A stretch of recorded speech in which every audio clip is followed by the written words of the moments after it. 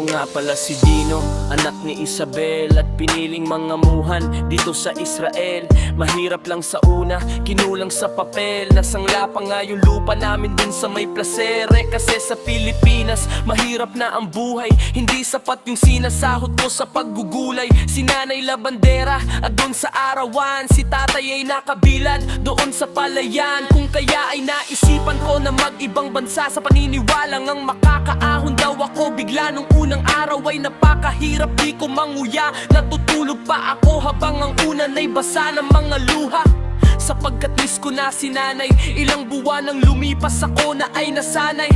Buti merong pusa at aso na karamay, kaso biglang may sumabog na walan ako ng malay. Bakit ba napakahirap ang maging mayaman? Sarili mong bansa, hindi man lang maasahan. Buwis buhay sa ibang bansa Dahil sa kahirapan at sarili kong bansa ko yata'y nakalimutan.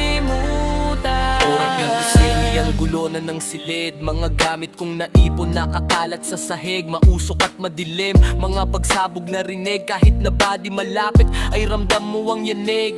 Hinanap ko agad yung pusa ko at saka aso. Tanaw pa sa bintana yung gulo kahit sarado. Sabay silid sa aking bag ng mga dokumento. Umalis sa paupahang bahay kahit nakabado. Hanggang sa kumabi na panood ko sa balita, kaguluhan ng mga bansa ang tanging makikita. Palitan ng pasabog na parang dinamita. Agad ko na sinabi kay inay ng mabalita na ayos lang naman, mabuti ang kalagayan. Kada oras at minuto nga lang dito may putukan. Sana ay mabasa nyo agad para malaman na ako nga pala si Dino. Ito ang aking liham. Sa bagay kahit sa Pinas ganun pa rin, sariling kababayan ang kalaban sa krimen. Mga kurakot na hindi na kayang puksain, sila ang nakikinabang sa yamang itinanim.